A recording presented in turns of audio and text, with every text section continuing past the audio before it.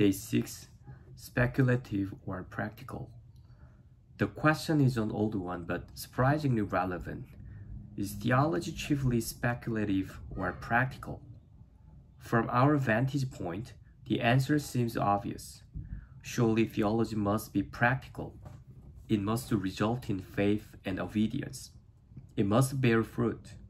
The great danger, we are apt to think, is that too much of our theological discourse has become hopelessly theoretical and needlessly esoteric, good for nothing, but puffing up small-hearted people with big brains. And yet the question is not as simple as it sounds. Thomas Aquinas argued that sacred doctrine is more of a speculative science, because practical science is concerned with human operations, while Christian theology is chiefly concerned with God. The goal of theology, he maintained, is the perfect knowledge of God, in which consists eternal bliss. I appreciate Aquinas' emphasis on the knowledge of God for its own sake. But we can still say with President Latin that true theology is mixed, partly theoretical and partly practical. We can understand the practical side of the equation. The mysteries of the faith are impulsive to operation. That is, they are meant to excite us to love and worship. A practical system is that which doesn't consist in the knowledge of God, a thing alone, but in its very nature and by itself goes first into practice and has operation for its object. Right doctrine counts for nothing if it doesn't sink into our hearts and find expression in our lives. We want a knowledge of the truth that leads to godliness. But theology is also theoretical.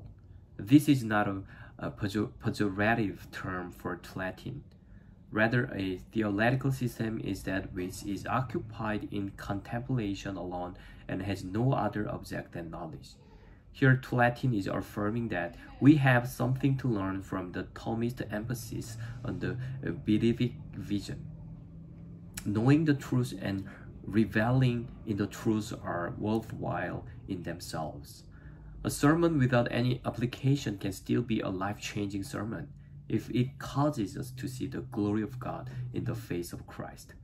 Latin feared that heretical groups in his day were keen to make theology exclusively practical, so as to minimize the doctrines of the Trinity and Incarnation and to pave the way for a universalist religion of good deeds.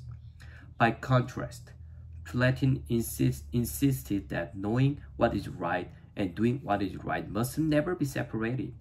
The Christian faith unites theory and practice.